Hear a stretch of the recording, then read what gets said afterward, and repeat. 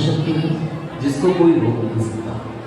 मैंने देवताओं को जन्मते और मरते देखा है। मैंने राजाओं को उठते और गिरते देखा है। आज मैं आपको जिन शासन के महापुरुष जम्बू स्वामी की चरित्र गाथा दिखाने व सुनाने वाला हूं। जम्बू स्वामी पंचम काल में मोक्ष जाने वाले अंतिम के थे।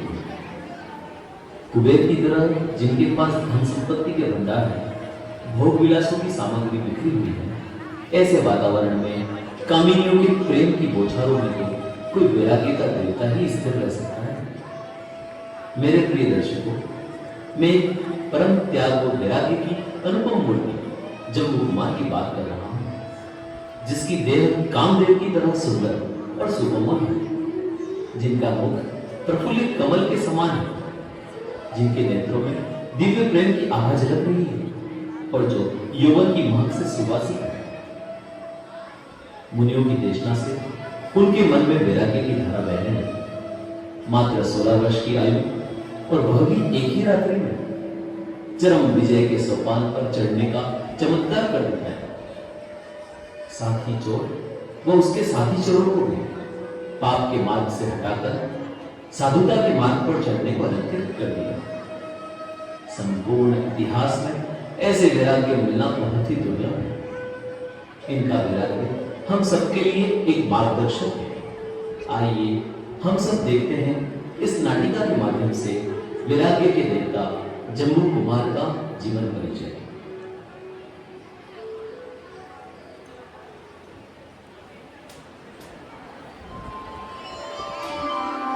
राजगिरी नगरी में हरदास नाम के एक श्रेष्ठी रहते थे, जो धर्म ध्यान व दान आदि में नगर में सबसे अग्रणी थी, जो लक्ष्मी का सदुपयोग करने वाले दानवीर से कहलाते थे, जो लंबा चौड़ा व्यापार न्यायपूर्ण नीति पूर्वक चलाते थे। छल कपट से दूर परोपकार ही उनका धर्म था। उनकी धर्मपत्नी जितमती सेठानी शील, सदाचार, सौंदर्य आदि नीति गुणों से युक्त थी। विनम्र स्वभाव वाली, वेदशास्त्र गुरु और धर्म के प्रति समर्पित, सर्वगुण संपन्न थी। जीवन में एक ही अभाव था, उनकी कोई संतान नहीं थी। सेठानी उदास बैठी सोच रही है कि वह स्त्रियां धन्य है जो पुत्रवती है। तभी सेठ जी का कक्ष में प्रवेश होता है। देवी, आप उदास और चिंतित क्यों बैठी हैं? कोई परेशानी हो तो बताएं, मैं उसे दूर करने का हर संभव प्रयास करूंगा। नहीं नहीं सेठ जी, आप तो मेरा हर समय ही ध्यान रखते हैं। आप जिस स्वामी को पाकर तो मैं धन्य हो गई हूँ। प्रिय, फिर आपके चंद्रमुखी चेहरे पर ये उदासी की रेखा क्यों? स्वामी, ये विपिन में किस काम है? यदि हमारे समयावरण में बच्चे की कार्य ना दीजिए। हाँ, यह बात तो है। संतान के बिना हमारा जीवन सुना है। धैर्य रखो देवी, समय बड़ा बलवान है। हमें तो धर्म ध्यान में अधिक से अधिक समय बिताना चाहिए। भाग्य में होगा तो यह सुख भी अवश्य ही प्राप्त होगा। देवी, तुम चिंता न करो, कल प्रातः हम तीर्थ वंदना को चलेंगे। वहां तुम्हारा मन प्रसन्न हो जाएगा। सच स्वामी, सच? हम वंदना को चलेंगे? वहां हमारी मनोकामना पूर्ण हो जाएगी। मुझे तो ऊपर पूरा विश्वास है, इस बार में मेरी मौत अवश्य बढ़ जाएगी।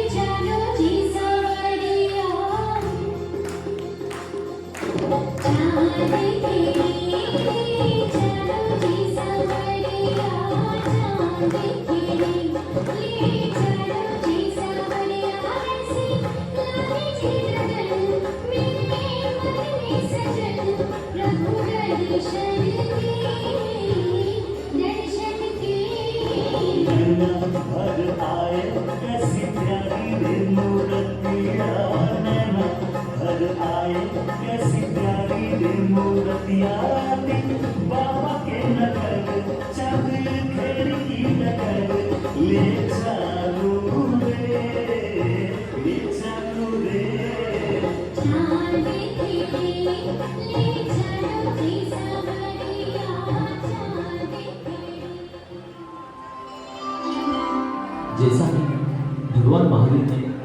राजा श्रेणी को बताया था कि श्रद्धा संपन्न सौंदर्य से परिपूर्ण विद्युत मालिका जी देवलोक से राजगढ़ी नगरी में अरहतदास की पत्नी जिनमती के गर्भ में जाएगी। जिनमती देवी को 5 सपने दिखाई और जिनमती देवी ने सेठ जी को स्वप्न दिखाया। दोनों ने मुनि महाराज जी से सपनों का फल जाना। मुनिराज ने बताया, जम्बू वृक्ष देखने का फल कामदेव समान सुंदर पुत्र प्राप्त होगा, जो जिन शासन की महिमा को आगे बढ़ाएगा।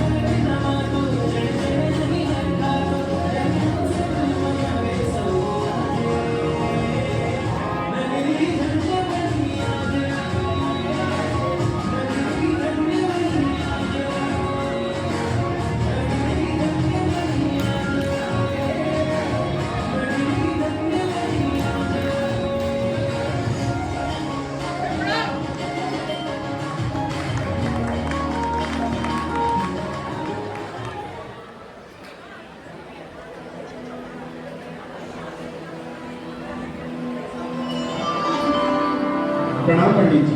बालक का नामकरण संस्कार संपन्न करें। यह बालक बड़ा ही भाग्यशाली है, पुण्यवान जीव है। इसके गर्भ में आते ही माता ने जामुन के वृक्ष का सपना देखा है, अतः इनका नाम जम्बू कुमार रखा है। जम्बू कुमार के लालन पालन में कोई भी कमी नहीं रहनी चाहिए। आज धनियों को बुलाया जाए। बालक के कोमल मस्तिष्क पर किसी भी प्रकार के कुसंस्कार नहीं पड़े, इसका विशेष ध्यान रखा जाए। अनुजों एवं दीन दुखियों को पुत्र रत्न की जन्म की खुशी में उदारपूर्वक दान दिया गया। धीरे धीरे बालक दूज के चंद्रमा की तरह बढ़ता गया।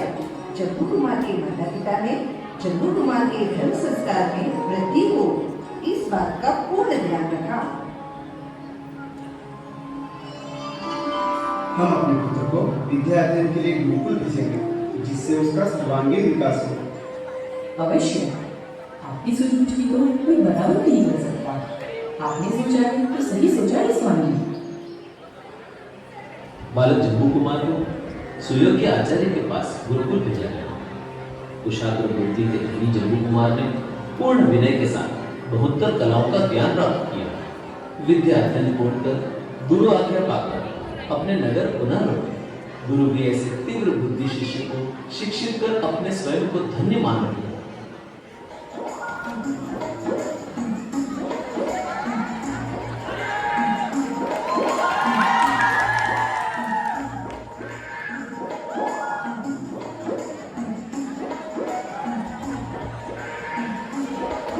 चंपा, सुनती है? जरा इधर तो आना। हाँ, आती हूँ। जल्दी से बता, कहाँ आग लगानी है? अरे, आग थोड़ी लगानी है। सारा दिन आग लगाने के बारे में ही सोचती रहती हो। आज तो कुछ चटपटी खबर लेकर आई हो। अच्छा, ऐसी क्या खबर है? जल्दी बता, मुझे चटपटी खबरें बहुत पसंद है। तुझे पता है, सेठ जी का लड़का जम्बू कुमार गुरुकुल से लौट आया है। अच्छा, तू तो ये बता, दिखने में कैसा है? सुंदर है कि नहीं? जम्बू कुमार मात्र 16 वर्ष का, सुंदर शरीर वाला, मनमोहक सा दिखने वाला, बहुत ही सुंदर राजकुमार है। उसको देखने के लिए तो नगर की सारी ही कन्याएं बहुत ही व्याकुल हैं। अच्छा, इतना सुंदर व मनमोहक है, तो चल चल उसे देखने के लिए हम भी सेठ जी के घर चलते हैं। चल चल जल्दी कर।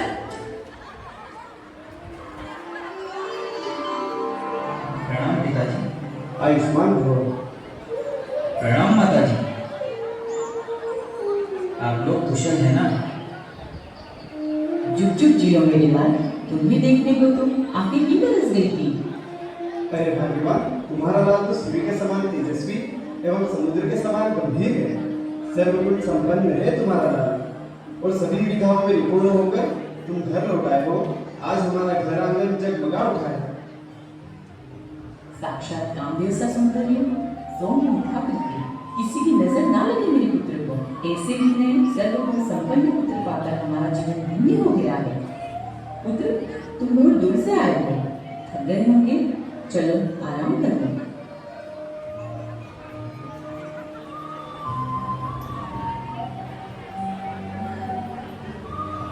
देवी जीवती, हमारा पुत्र बड़ा हो गया है। उसके विवाह के लिए हमें योग्य कन्याएं देखनी चाहिए।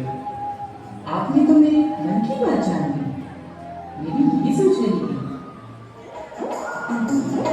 सेठ जी, आपको चंपा चमेली का जय जिनेंद्र। सुना है आपका पुत्र जम्मू कुमार शिक्षा पूर्ण कर घर लौट आया है और आपको उसके विवाह के लिए योग्य कन्या की तलाश है। हाँ, तुम सही कह रही हो। हमारे नगर में कई बड़े बड़े श्रेष्ठी जन हैं। उनकी सुंदर व योग्य कन्याएं हैं। मैं ऐसे 4 श्रेष्ठियों को, उनकी 4 सुंदर पुत्रियों को जानती हूँ। वह सभी आपके पुत्र के योग्य हैं। आप कहे तो आपके पुत्र की बात चला दूं। हाँ, क्यों नहीं? आप उन्हें आमंत्रित करें, हम स्वयं ही उनसे इस बारे में चर्चा करेंगे। सेठ जी, आपका आमंत्रण तो हम जरूर पहुंचा देंगे।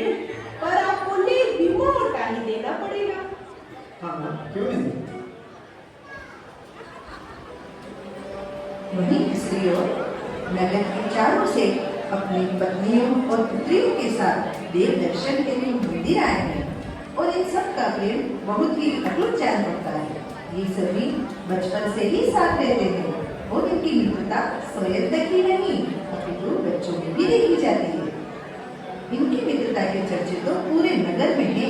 चंपा चमेली सेठ जी की आज्ञा पाकर इन्हीं श्रेष्ठियों को यह संदेश देने के लिए घर से निकल जाती है। देखते हैं आगे का दृश्य।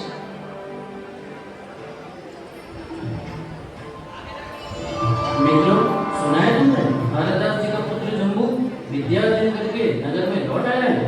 हाँ हाँ, मैंने भी उनकी चर्चा चंपा और चमेली के मुख से सुनी है। सुना है बहुत ही तेजस्वी है जम्बू कुमार। हाँ हाँ, मैंने भी सुना है कि जम्बू कुमार प्रखर बुद्धि वाला, सुंदर दिखने वाला और धर्म के प्रति समर्पित है। अरे सखियों, हम सभी को एक एक पुत्रियां हैं और वह भी हमेशा हमारी तरह एक साथ रहती हैं। मेरी पुत्री तो बड़े भाग्य से मिली है, तभी तो उसके आते ही हमारे घर में धन धान्य के भंडार भर रहे हैं। मेरी पुत्री तो बड़ी ही रूपवान है, पूरी नगरी में उसके समान कोई सुंदर नहीं। मेरी पुत्री तो अभी से स्वादिष्ट भोजन बनाने में निपुण हो गई है। जो भी उसकी हाथों से बने व्यंजन खाता है अपनी उंगलियां चाटते रह जाता है।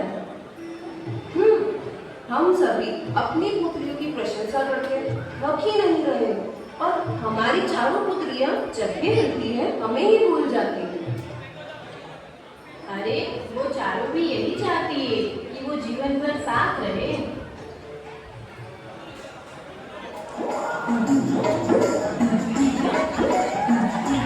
जय जितेंद्र सेठ जी, हम दोनों बहनें अभी अभी आपके घर गई थी, पर वहां जाकर पता चला कि आप सबको हमेशा की तरह साथ में जिन मंदिर के दर्शन हेतु गए हैं, तो हम भी आपको सूचना देने के लिए यही चले आए। हाँ बहन, क्या समाचार लाई हो हम सबके लिए? बात कुछ इस प्रकार है कि नगर से अहमदास जी का पुत्र जो कि अभी अभी शिक्षा पूर्ण करके आया है, उनकी शादी का प्रस्ताव लेकर आई हूँ और इसलिए सेठ जी ने आप सभी को अपने घर आमंत्रित किया है। चलो मित्रों, हमें सेठ जी के घर चलना चाहिए।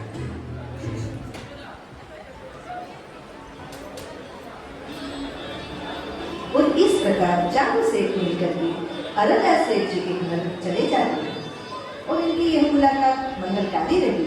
अरदास जी अपने बेटे के लिए योग्य प्रस्ताव पाकर अत्यंत खुश हैं, किंतु ये बात सेठानी जी को कैसे बताएं, उन्हें ये चिंता सता रही है।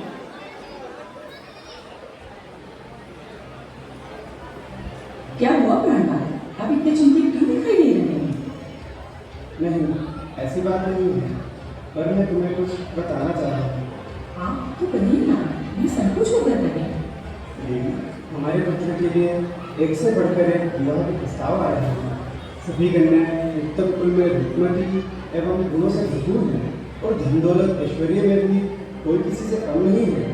पर क्या हुआ? अब चुप क्यों हो गया? क्या बात है?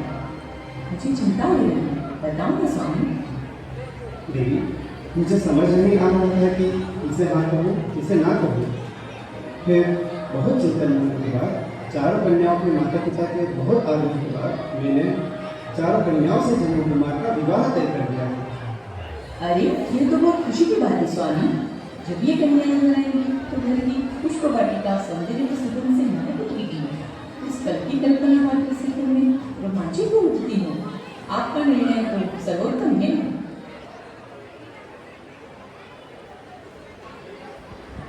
प्राचीन काल में भारत में बहुपत्नी प्रथा प्रचलित थी, इसलिए इसे सामाजिक दृष्टि से गलत नहीं माना जाता। फिर भी सेठ जी चाहते थे कि एक ही कन्या से विवाह हो, लेकिन चारों कन्याओं के माता पिता के अत्यधिक आग्रह के कारण उन्हें मानना पड़ा। माता पिता ने जो सतरंगी कल्पना उनके विवाह के लिए संजोर की थी, जम्बू कुमार उनसे बिल्कुल अनभिज्ञ थे। उन्हें तो सच्चे मार्गदर्शक की तलाश थी। उसी समय राजा के द्वारा नगर में नगाड़े बजाकर नगरवासियों को सूचना दी गई कि नगर के मुख्य द्वार पर सुधर्माचार्य महामुनिराज पधारे हैं, तो उनके दर्शन हेतु सभी नगरवासी उपस्थित होने लगे। जैसे ही जम्बू कुमार को ये सूचना मिली तो वह भी राजा के साथ मुनिराज के दर्शन को चले गए।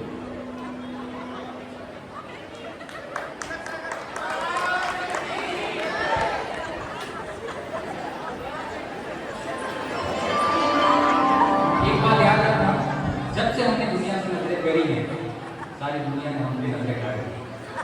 हम चलते हैं तो दुनिया हमें देखती है, हम खाते हैं तो दरवाजे पर खड़े होकर देखती है, हम सामायिक को दरवाजा बंद करें तो ताक झाक करती है।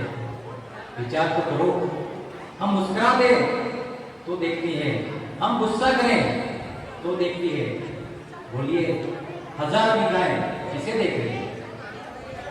ये कितना भी सजा के रख दो, सबकी निगाह तो मेरे ही ऊपर है। विचार कीजिए, अरे विचार कीजिए, नजरें झुका दीजिए। जैनों की मूर्तियां मंदिरों में देखना पल के झुकी बैठी है। महावीर की दृष्टि पल के झुकी हुई है। ऋषभ देव की दृष्टि पल के झुकी हुई है। अरे गौंटेज बाहुबली की प्रतिमा भी देखिए, उसकी पल के झुकी हुई है। जब से उन्होंने पल के झुकाई है, तब से दुनिया ने उन्हें पलकों पर बिठाना शुरू कर दिया। झुकना पड़ेगा, सबको झुकना पड़ेगा। चरणों में झुको, बड़ों के चरणों में झुको, और कभी देखना जो कभी झुकेगा वही ऊपर होगा। किसी के चरणों में सिर रखकर देखना, चरणों में सिर रखोगे, जिसके भी चरणों में सिर रखोगे वे तुम्हें बाहों में पकड़ लेगा और नीचे नहीं दबने देगा। ऊपर उठाने की साधना करेगा, ऊंचाइयों पर ले जाने की साधना करेगा, वह तुम्हें ऊंचा उठाएगा। और अरे चरणों में यदि गिर जाओगे फिर चरणों से उठाकर तुम्हें सीने से लगा लेगा। यही पुरुषार्थ आपको एक नई ऊंचाई तक ले जाएगा। इसलिए जो झुकता है वही उठता है, जो झुकेगा नहीं वो कभी भी नहीं उठेगा। इसलिए झुकना सीखो, झुक करके ऊंचाई को।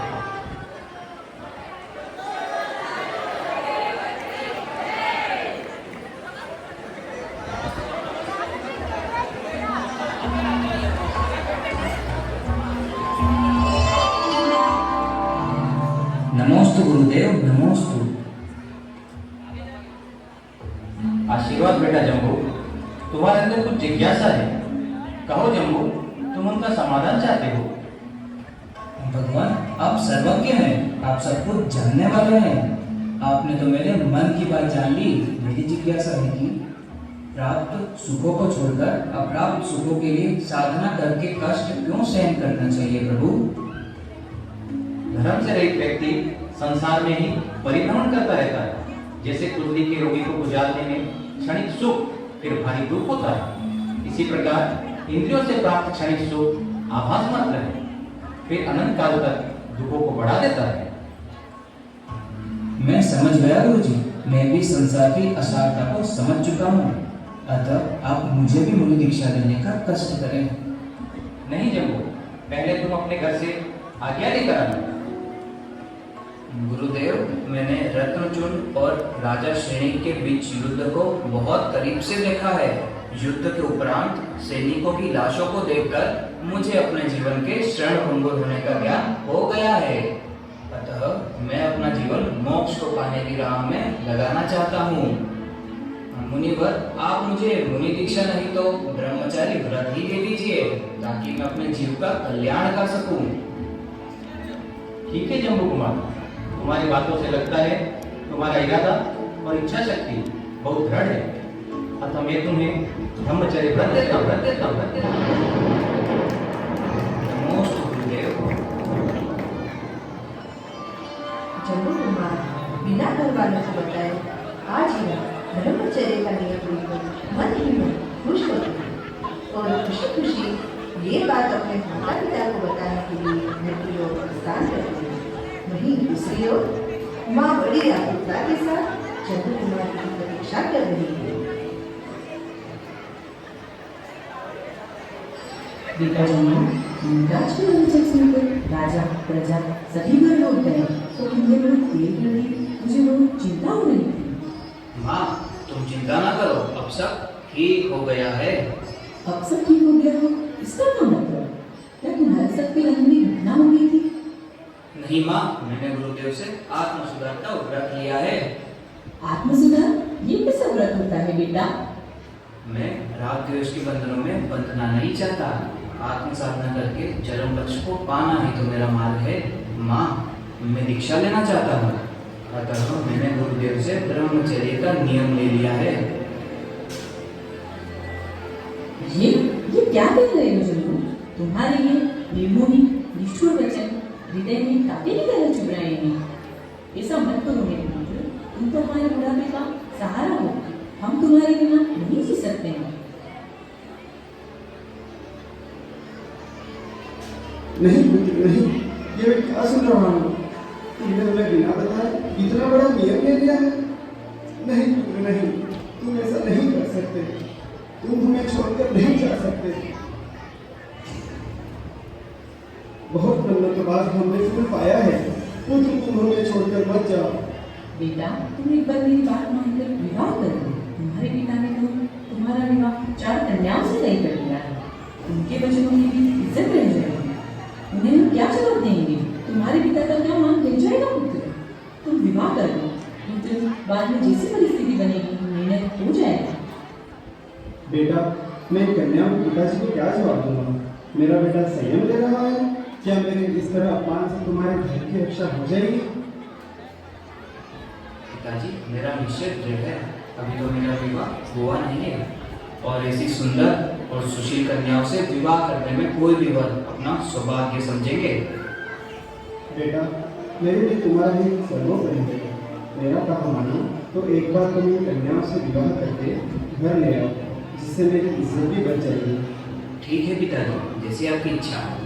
पिताजी, मैंने ब्रह्मचर्य व्रत ले लिया है। पिताजी, मैं सबको अंधेरे में नहीं रख सकता। आप सभी कन्याओं और उनके पिताजी को सब कुछ सच सच बता दो। ठीक है बेटा, मैं अभी संदेश भिजवा देता हूँ। माता पिता को व्यथित और चिंतित देखकर जम्बू मान गए और सृष्टि कन्याओं के माता पिता के पास चंपा चमेली के हाथों अपना संदेश भेजा। उन दोनों ने सारी वस्तु स्थिति समझाई और कहा कि सेठ हरदास एवं जम्बू कुमार आपको अंधेरे में रखना नहीं चाहते थे, इसलिए हमें यहाँ भेजा।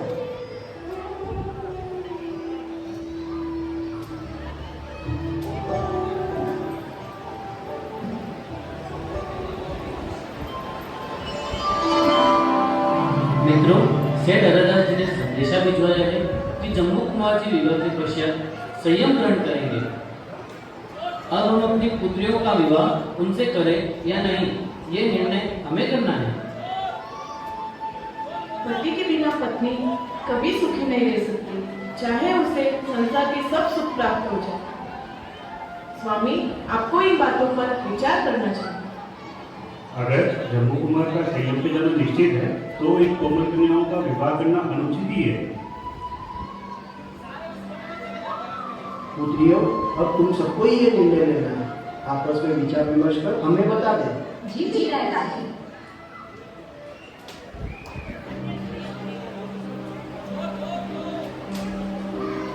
बहनों, मौन रहने से काम नहीं चलेगा। विवाह करते ही जम्बू कुमार ने दीक्षा ले ली तो हमारा क्या होगा? उन्हें मुनि ही बनना था तो हमारी भावनाओं के साथ ऐसा खिलवाड़ क्यों? सच में ये तो घोर अन्याय है। कहीं इसमें कोई रहस्य तो नहीं? बहनों, मेरी बात समझने की कोशिश करो। पहले विवाह फिर दीक्षा, इसका क्या मतलब? अरे, इसका मतलब है हमसे विवाह के बाद हमारी मोह में उनका विचार छूमंतर हो जाएगा। यदि उन्होंने सच में दीक्षा ली तो क्या हमारा दूसरा विवाह उनके संबंध होगा? अरे, जब नवयुवन जीवन में सामने बड़े बड़े तपस्वी और स्वामी पीड़न करते हैं। हाँ बहन, मुझे भी विश्वास है कि विवाह के बाद हम उन्हें प्रेम पाशों में जकड़ ही लें। धर्म के अनुसार तो किसी भी नारी ने किसी एक व्यक्ति को पति रूप में स्वीकार कर लिया है तो अन्य व्यक्ति का चिंतन करना भी पाप है। अतः विवाह होगा तो जम्मू स्वामी से ही होगा। आगे जो भी हो हमें सहर्ष स्वीकार है।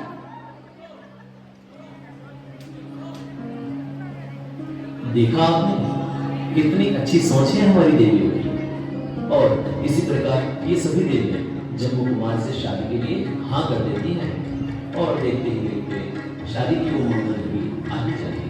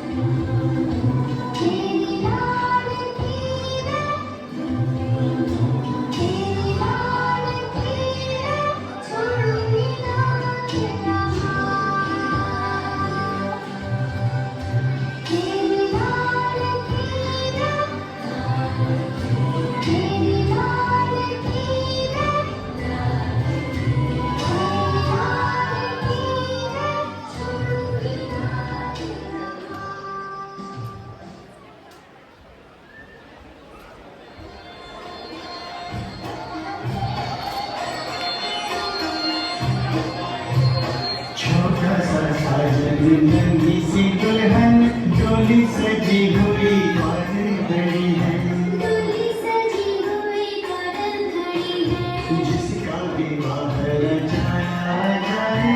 बेटी कहाँ अभी इतनी बड़ी है, बेटी कहाँ अभी इतनी बड़ी है, आज ही ले जाएगा विदा कर।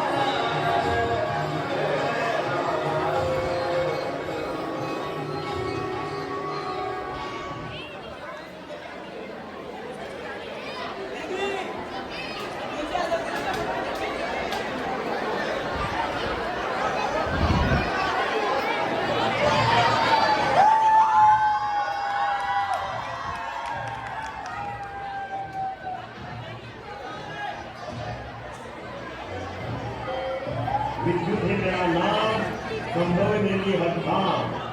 मैंने अपनी विद्या से अनगिनत चोरियां की है, आज तक कोई माइकल मुझे पकड़ नहीं पाया। आज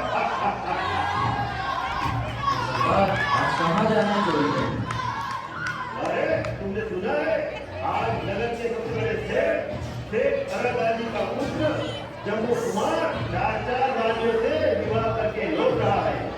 साथ में बहुत सारा दहेज, सुंदर सुंदर हार, नेकलेस और गहने भी आने वाले हैं। हाँ, तो चलो चलते हैं।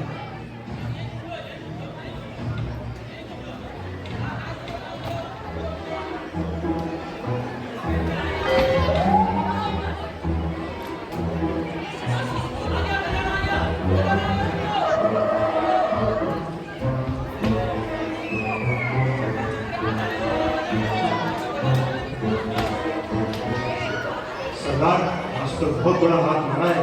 इतना भाग से तो हमारी पूरी जिंदगी निकल जाएगी। अरे रुको, अभी तो जम्मू कुमार अपनी पत्नी के साथ इसी घर में आने वाले हैं। उनकी नवविवाहित रानियों के गहने भी तो लूटे हैं और गहने से मिली स्वर्ण मुद्रा एवं सामान भी। अरे लगता है जम्मू कुमार अपनी पत्नियों के साथ किसी लक्ष्य में आ रहे हैं। अरे चिंता मत कर, सरदार को वशीकरण विद्या देंगे तो वो भी सबको अपने वश में कर लेंगे, फिर हम आराम से डूब सकेंगे। चलो चलो, तुम सब जाकर छुप जाओ, मैं देखता हूँ।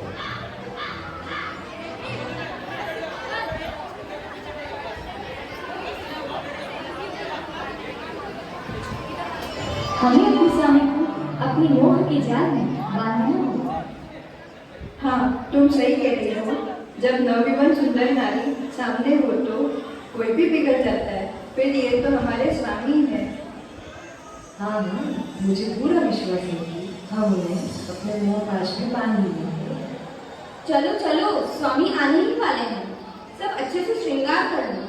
आखिर उन्हें अपने श्रृंगार समुद्र में डुबोना है कि नहीं?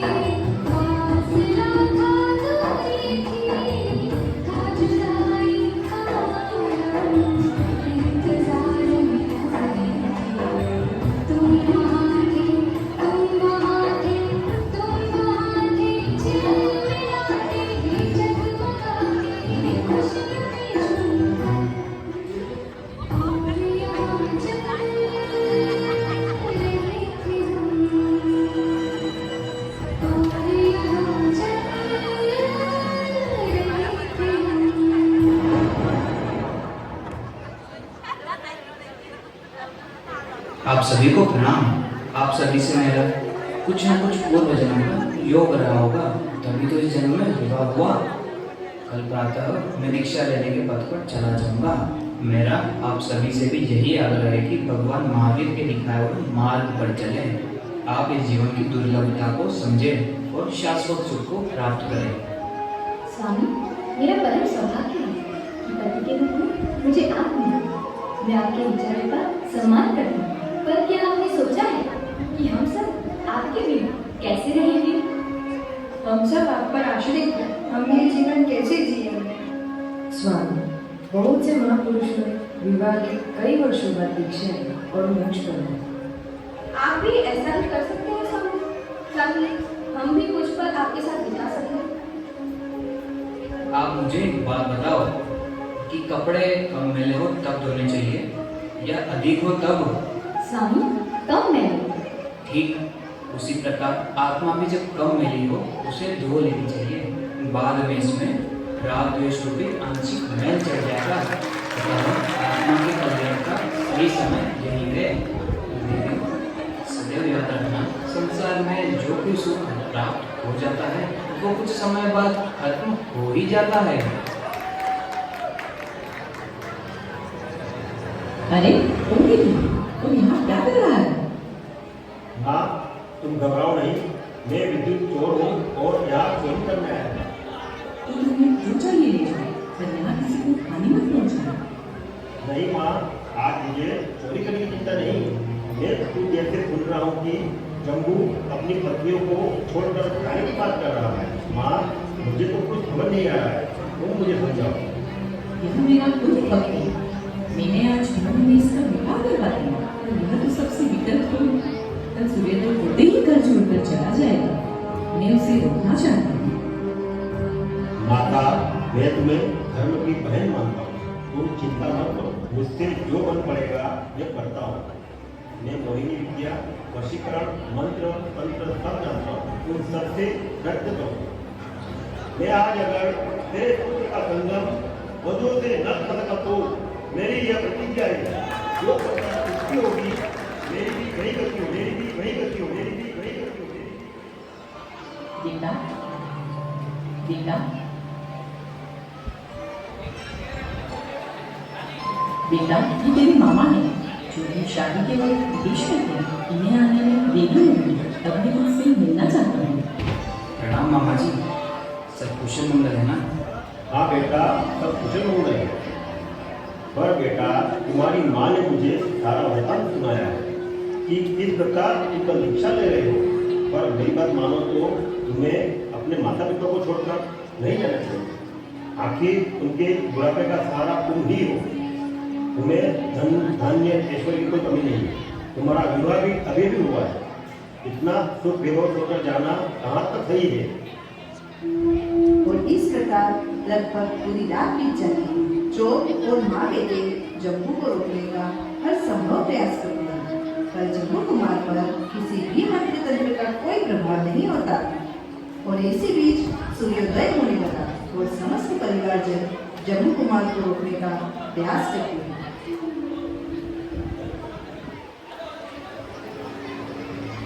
बेटा रुक जाओ, तुम्हारे बिना हमारा क्या होगा? एक बार तुम हमारे बारे में सोचो, मेरी तरफ तो देखो मेरे लाल। रुक जाओ मेरे लाल, रुक जाओ, मुझे छोड़कर मत जाओ। बेटा रुक जाओ, एक पल के लिए तो मेरे बारे में सोच कर देखो बेटा। रुक जाओ बेटा, रुक जाओ। स्वामी रुक जाओ ना, ऐसे छोड़कर मत जाओ। हमें यूं छोड़कर न जाओ। हम इस संसार में क्या कर रहे हैं? हम भी आपके साथ वैराग्य के पथ पर चलेंगे। हम भी आपके साथ वैराग्य के पथ पर चलेंगे। हम भी आपके साथ वैराग्य के पथ पर चलेंगे। जम्बू कुमार, तुम धन्य हो। मैं और मेरे सभी साथी तुम्हारे साथ चलेंगे। तो देखा आप सबने किस प्रकार जम्बू कुमार अपने वैराग्य के मार्ग पर डटकर खड़े हैं। उन्हें देखकर वह उनकी बातों के प्रभाव से उनके पीछे पीछे अहरदासी साथ ही चारों रानियों के माता पिता एवं 500 चोर उनके साथ दीक्षा के मार्ग पर चल पड़ते हैं। लगभग 18 वर्षों की कठिन तपस्या के बाद जम्बू कुमार मथुरा से पंचम काल के अंतिम गेड़ी हुई।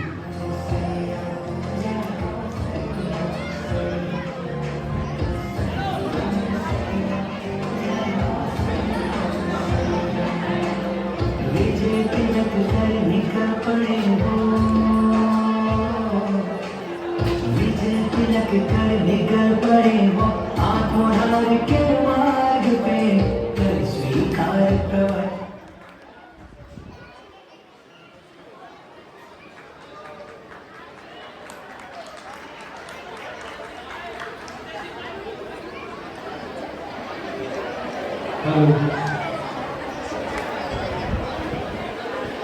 और इस तरह से जम्मू कुमार यौवन के उस दरवाजे पर, उस दहलीज पर दस्तक दे रहा है